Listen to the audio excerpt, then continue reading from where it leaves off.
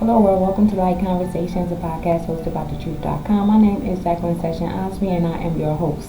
I welcome you to step inside of my living room and join in on the conversation as I seek to illuminate darkness using the Word of God. This week's topic is entitled Real Love, and I will be focused on the book Song of Songs. The scripture of reference will be Song of Songs, verses 5, verse 16, and it reads, "He is altogether lovely, this is my beloved, this is my friend, daughters of Jerusalem." I started reading Song of Songs honestly because it's the book after Ecclesiastes, and that is the God-having truth. I read through so quick that I said the next time I come around to it that I was actually going to focus in on what this book had actually been about, because I thought it was more than just a book of pretty poems.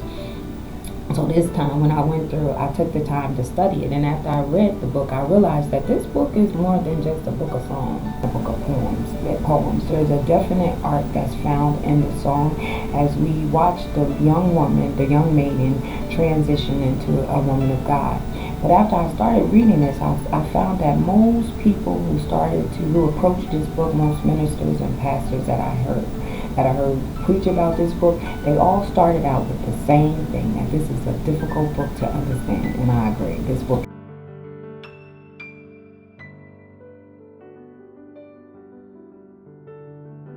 the Bible begins and ends with the marriage, but I dare say Song of Songs, which is located among the center of the books in the Bible, among the poetic books, is the image of love that transcends physical. It involves a man and it involves a woman, period. But I did find that there are a couple of ways that people interpret this book. Some say that this book is about God's love for Israel. Others say that this is Christ's love for the church. And then there are some that say this is a reflection of the love that a man has for his woman, has for his bride, right? But then there are some that say there are three major characters in this book: the Shulamite woman, the king, and the shepherd. And then there are some that says there are two major characters: the Shulamite woman and the king, to which I agree, but I'll get all into that in a minute. And while I think all of these interpretations can be applied, I feel like they all have missed one point, and that is the point that the Song of Songs begins and ends with the voice of the Shulamite woman. They're coming from a male perspective, so either they saw the text through the lens of God, or they saw the text through the lens of Christ, or they saw the text through the lens of Solomon. But not one of them, I think, stepped back and said, this is God's lens, and he's focused on the Shulamite woman.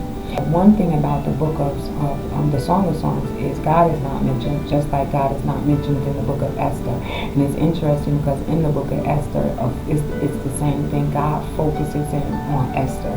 Esther, God is not mentioned, but he is ever present, always reacting in the background, right? Acting and reacting, I should say, in the background.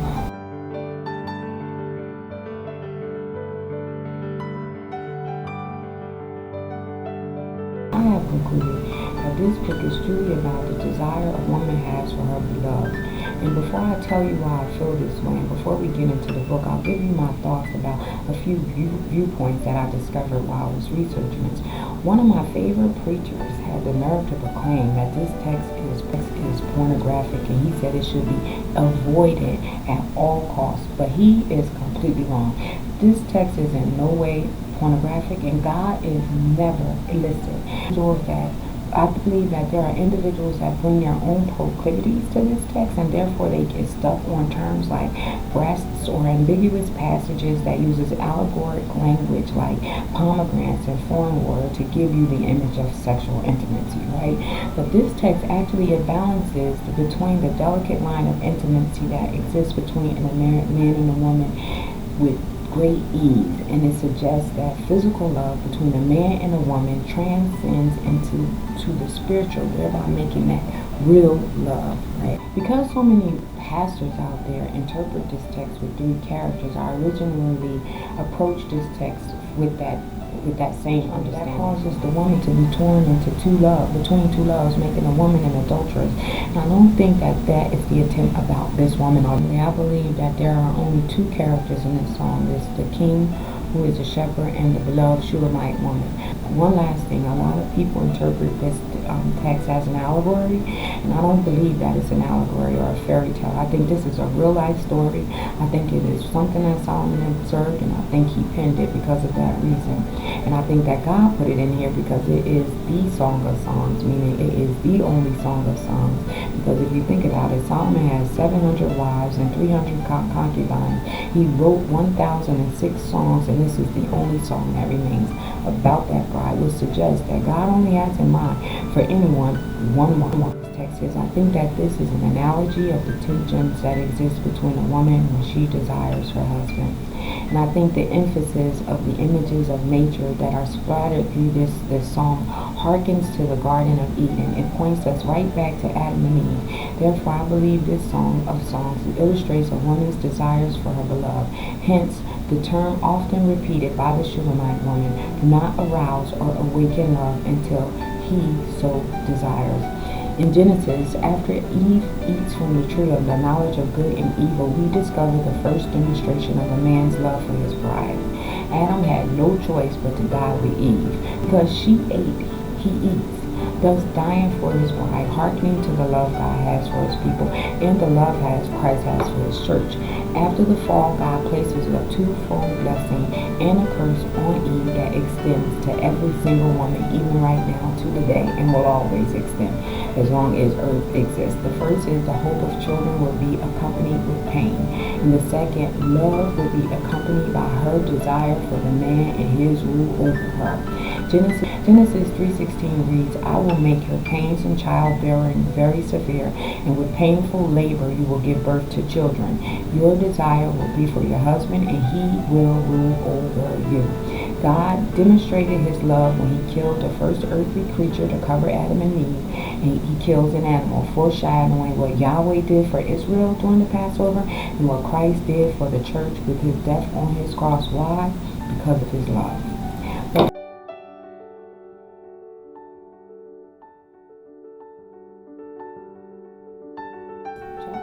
Song of Songs, beginning with Solomon imagining the way his beloved thought about his love. It starts like many other fairy tales, like a young maiden, utterly infatuated, singing. Me with the kisses of his mouth, for your love is more delightful than wine, pleasing is the fragrance of your perfume. Your name is like perfume poured out. No wonder the young women love you. Take me away with you. Let us hurry. Let the king bring me into his Song of Songs, verses 1 through 4 is a young woman that is very hopeful about love. Yet, we also learn later on in chapter 1 that she is insecure, for then she will go on to sing, I am dark, but I am lovely. She reveals that she has had a difficult life because of her brothers. She tended to their vineyards, and she had familiars, and she had neglected her own. We learned that she is not from among the royals. Nonetheless, with gladness, she goes down with her friends to graze her goats by the tents of the shepherds. Her friends take her to that place where she could find the king. What struck me about this young woman was her awareness concerning love. She knew what she wanted. She knew what it was.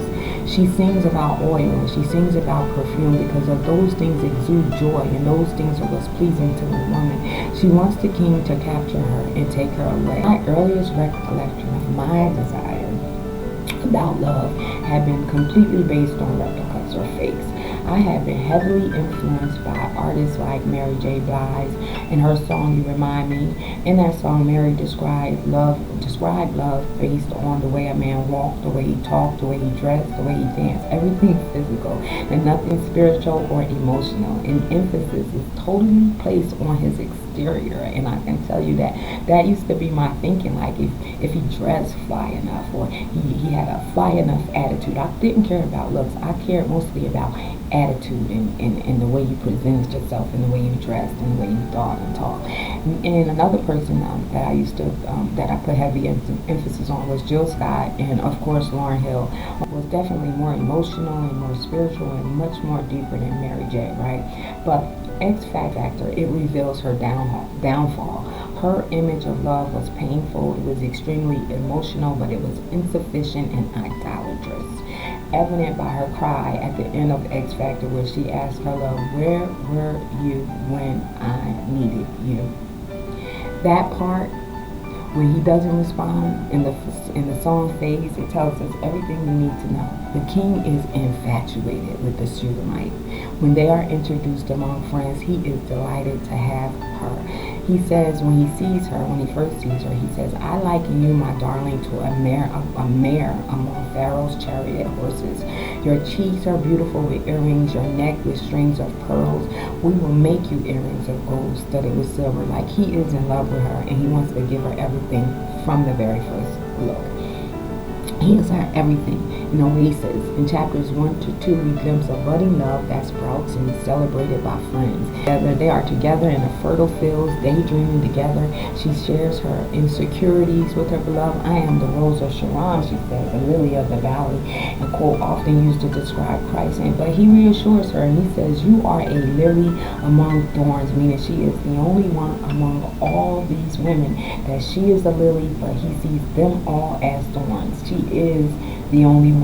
Before chapter 2 ends, we find the Shulamite woman has fallen in love, and she sings to him, like an apple tree among the trees of the forest is my beloved. I delight to sit in your shade. She goes on and she sings further, let him lead me to the banquet hall. That's images of marriage, right, in a marriage ceremony. And let his banner over me be love. Let him demonstrate to the world that he is my beloved. She is faint with love. She's like, I need some raisins, I need some apples because I am faint with love. But even in that, his beloved holds her head up, he wraps her in his arms, and he makes her feel secure. Even despite all of that, the happiness that seems to exist between the two, she sends out a warning, the Shulamite woman, and she says to the daughters of Jerusalem, those that are following them around and are happy about her love, she says to them, I charge you by the gazelles and by the does of the field, do not arouse or awaken love until they so desire. And that word desire goes right back to Adam, the curse that God put on Eve, that she would love her husband, but that she would desire him and that he would rule over her. Remain strong for this man, for this king that she loved. And what is abundantly clear in chapters 1 and 2 is that they need each other. She needs him and he needs her. And mixed between it.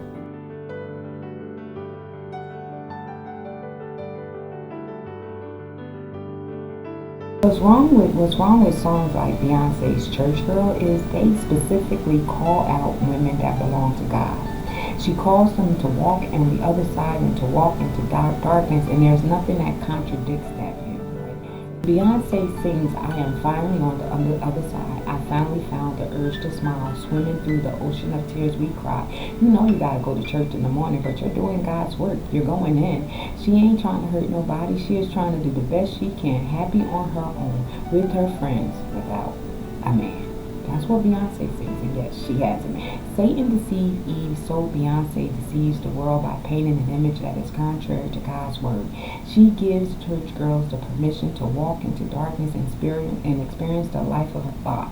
She teaches women to depend on their bodies, to drop it and pop it like a thotty for anyone with a large enough rack. All this she does, she calls it in the name of freedom. And what happens with the church? The church remains silent. There is no view that contradicts that view. Freedom, though, only comes in the completeness of God. That completeness won't be demonstrated sharing your jewels at a party, on the club, to men for money. The Shulamite woman warns, don't fall in love with the wrong one. Make sure he's the right one. And what does that look like? She gives us an image of what that looks like. In Song of Songs, chapter 2, when she talks about the way her love, the one she desires, searches for her. She says, listen, my beloved, look, here he comes, leaping across the mountain, bounding over the hills. My beloved is like a gazelle or like a stag. Look, there he stands behind our wall, gazing through the windows, peering through the lattice. He is always searching for his beloved to give her life. Arise, my beloved, my beautiful one, arise and come with me.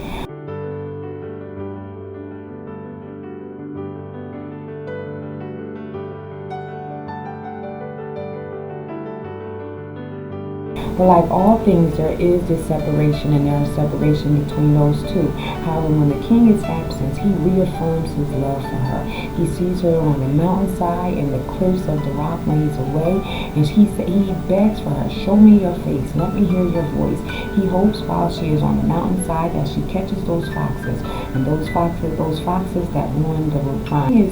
While the king is absent from his beloved, or while they're separated, she is always on his mind, and this seems to make him feel secure. However, for the Shulamite woman, the separation causes her anxiety. At night, in the darkness, she dreams of his absence. And in chapter 3, we find her going out into the city streets looking for her beloved. And it's there she does find him.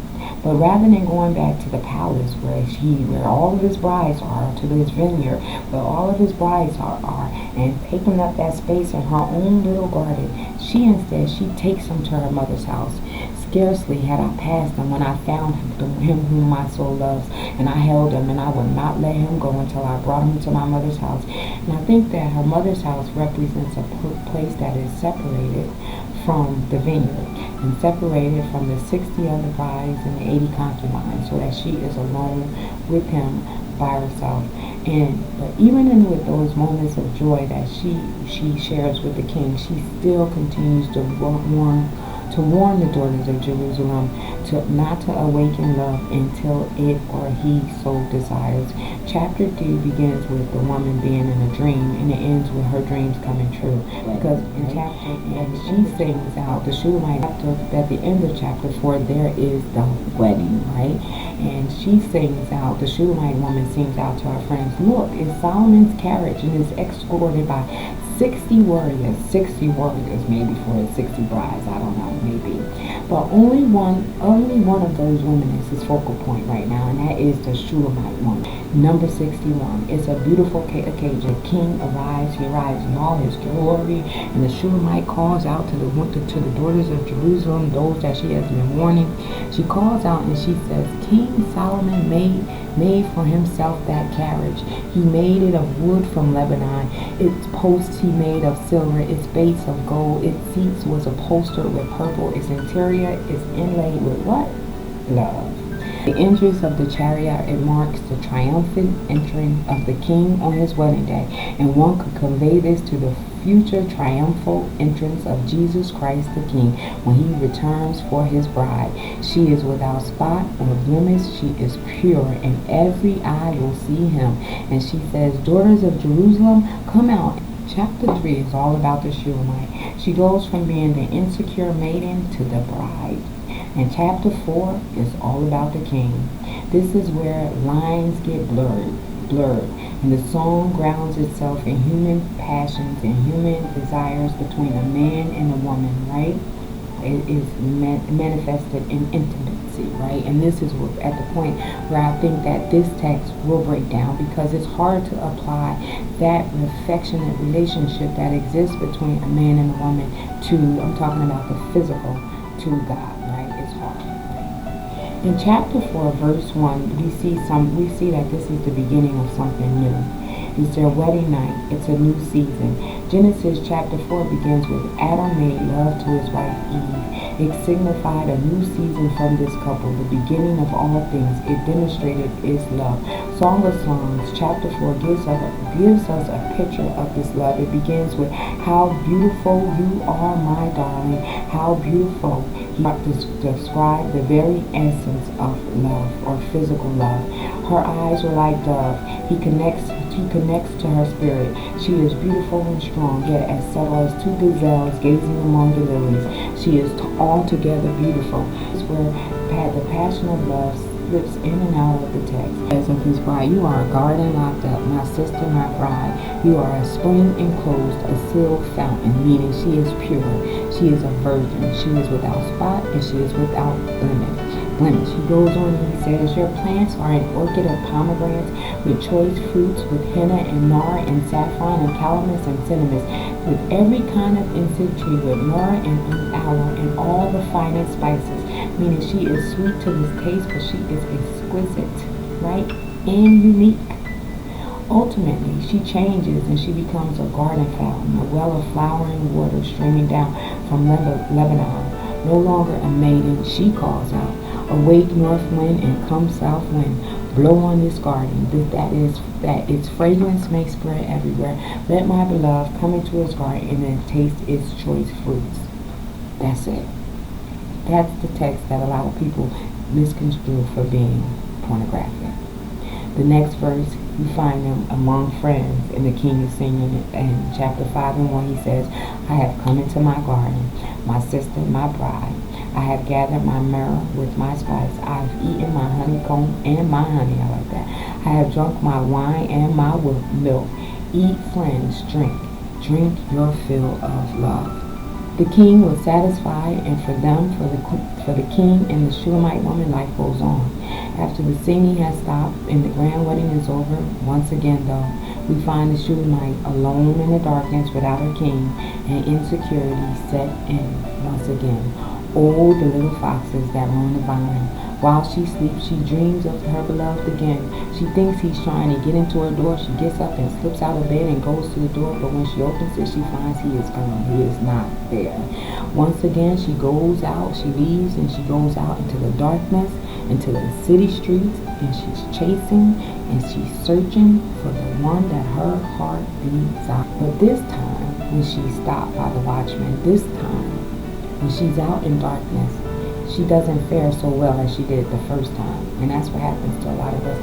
When we step into darkness, I believe that it could be bad the first time when you step out in darkness and you meet somebody in the street and you think that this is your beloved and you think you're falling in love with this person, and they are wolves.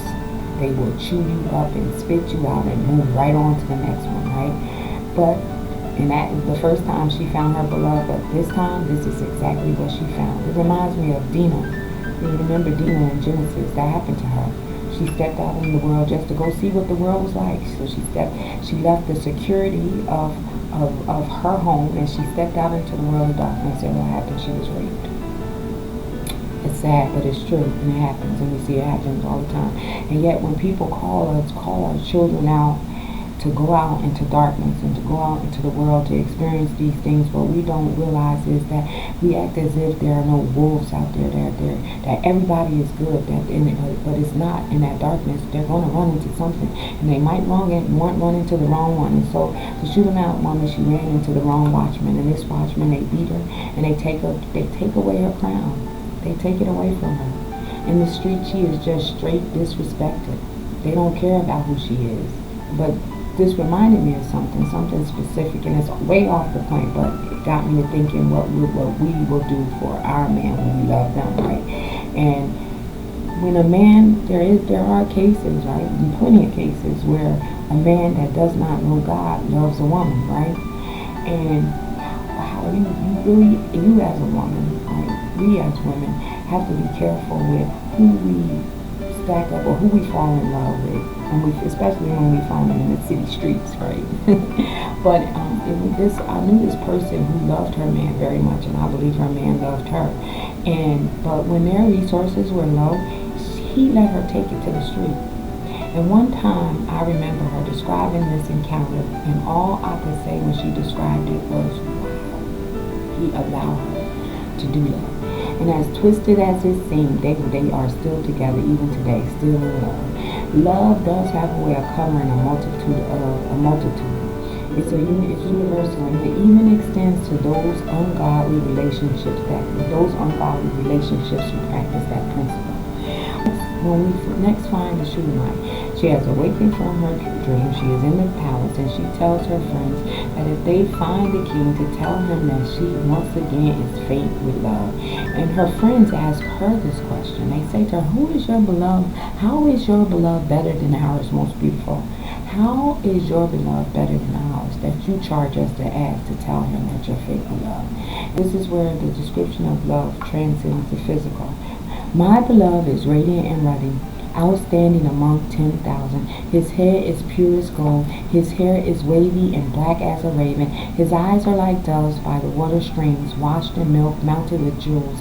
His cheeks are like beds of spice, yielding perfume. His lips are like lilies dripping with myrrh. His arms are like rods of gold set with topaz. His body is like polished ivory decorated with lapis lazuli. His legs are pillars of marble set on bases of pure gold. His appearance is like Lebanon, choice as its cedars. His mouth is sweetness itself. He is altogether lovely. This is my beloved. This is my friend, daughters of Jerusalem. Standing among 10,000, meaning he is a portrait of Christ. He is pure, he is spotless, he is without blemish, and he's innocent. As for her beloved, the daughters of Jerusalem asked her, then where has your beloved gone? Which way did your beloved turn? Remember, Jesus turned left and he was crucified? We now wait for his return. The Shulamite woman confesses, as for the King Solomon, that he has gone down to his garden, to the beds of spouses, to browse in the gardens, and to gather lilies. I am my beloved, and my beloved is mine. He just browses among the lilies. Insecure and filled with jealousy, by the beginning of chapter 6, we find the Shulamite woman is gone. And when the king returns, he's not greeted by his love. He is greeted by the daughters of Jerusalem. They appear, and when he appears, they say, he is like the dawn, fair as the moon, bright as the sun, majestic as the stars in procession. And the king proclaims, I went down to the grove of nut trees to look at the new growth in the valley, to see if the vines had budded or the pomegranates were in bloom. Before I realized it, my desire set me among the royal chariots of my people. The daughters of Jerusalem, they cry out for the Shulamite God. Come back, come back, come back, O Shulamite, come back, that we may gaze on you, or that we may gaze on your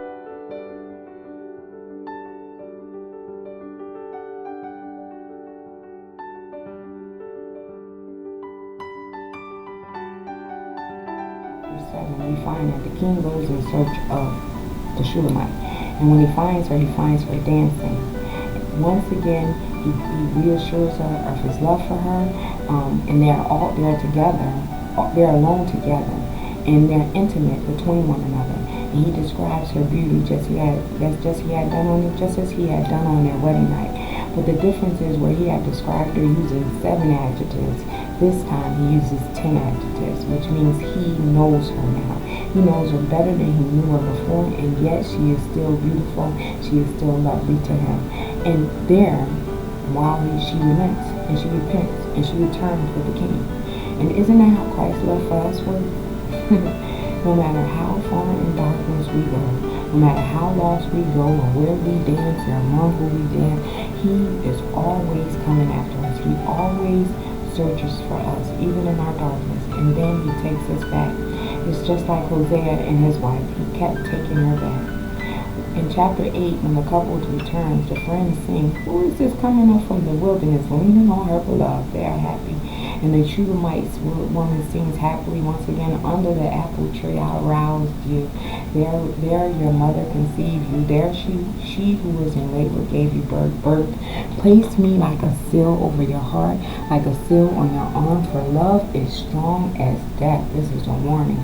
Is jealousy unyielding as the grave, meaning you cannot stop jealousy. You cannot stop love. It's like a blazing fire. It drives you like that, like a mighty flame. Many waters cannot quench love. Rivers can't sweep it away. If one were to give all the wealth of one's house for love, it would be utterly scorned. Meaning, once you fall in love with someone, it's hard to fall out. So women, you better be careful who you fall in love with. But then her friends ask, like, if you have that type of image of love, then what should we tell our sisters? What shall we tell our sisters? Whether she's a wall or she's a door, what do we tell her? And then the Shulamite woman says, if she is a wall, we should build a tower to protect her. If she's a door, we're going to close her with panels to protect her. Until she is ready and willing, get this, to sacrifice her own desires. Until she is ready to sacrifice what she will for her king. You have to protect her. Then she goes on and she says, I am a wall, and I have become one. I am a wall, and I have become the one that brings him contentment. Meaning, I am a wall, I breast her towers, and I bring him contentment. Right? She submits, just as Christians should submit to Christ. And once we submit to Christ, He seals us until the day of His return. Just like the love of the King seals the Shunammite woman. One day, like the Shunammite woman sings for her King, we will sing for Christ. And we will say, come away, my beloved, and be like the gazelle or like a young stag on the spice-laden mountain. I encourage you to read this book and, of course, share your thoughts with me. And I hope it's my prayer that you like, share, and subscribe to this podcast so that you can, every time you'll get notifications when I go live. So, well, I don't never go live, I'm sorry.